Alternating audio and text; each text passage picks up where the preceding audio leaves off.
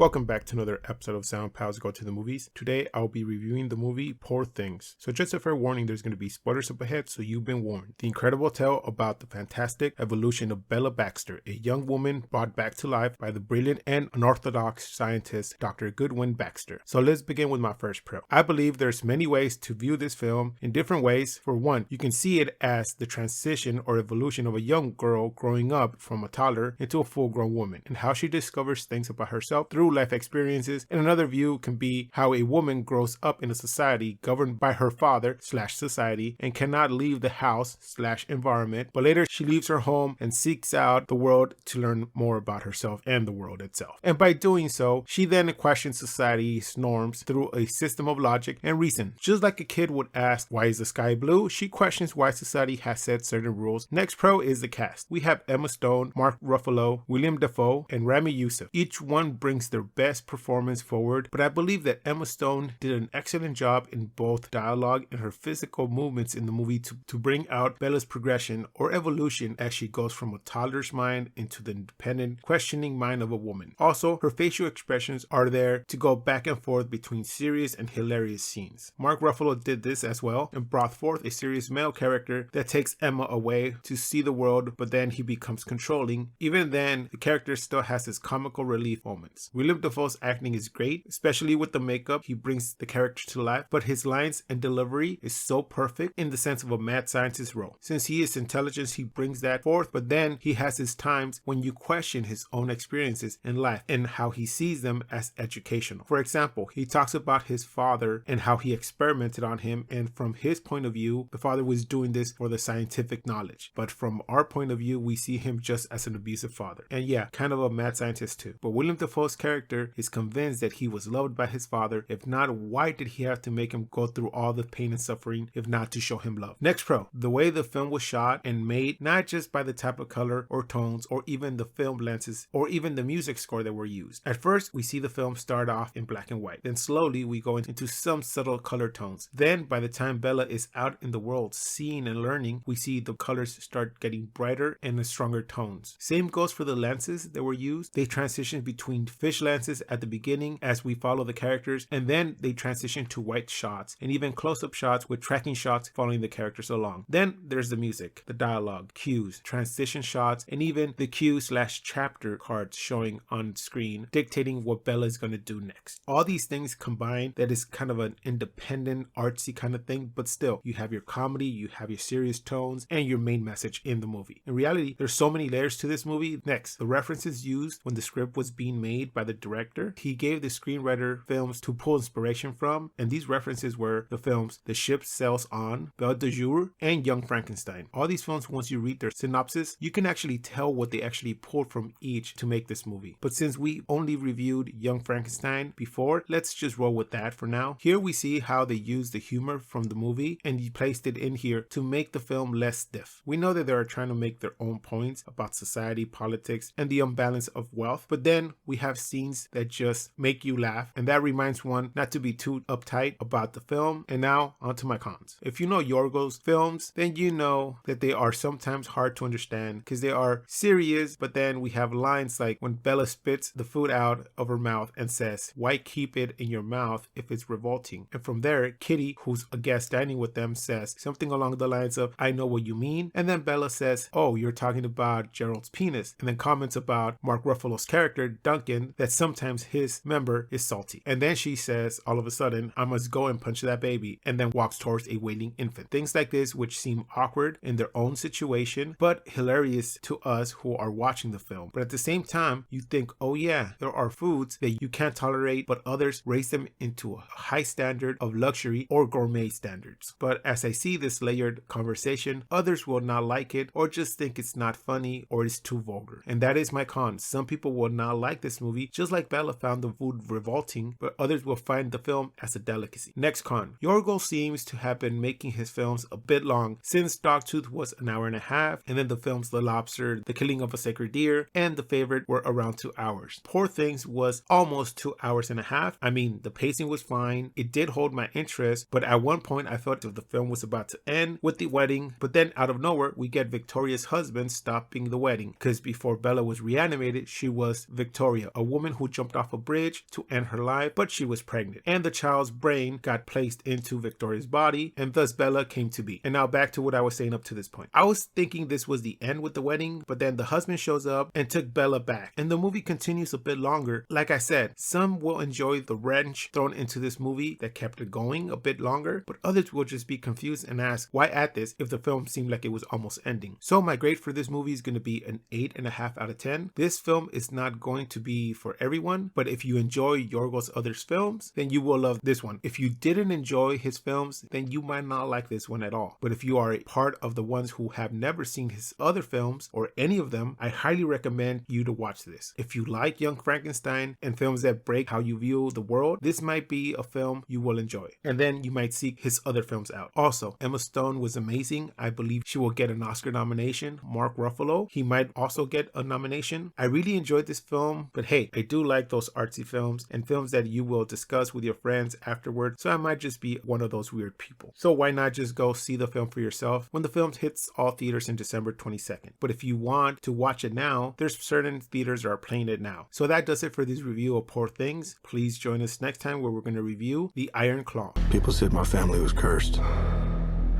Mom tried to protect us with God. Pop tried to protect us with wrestling. He said if we were the toughest, the strongest, nothing could ever hurt us. I believed him. We all did. Please like, comment, and subscribe. You can find our social media links below. And like always, keep watching movies.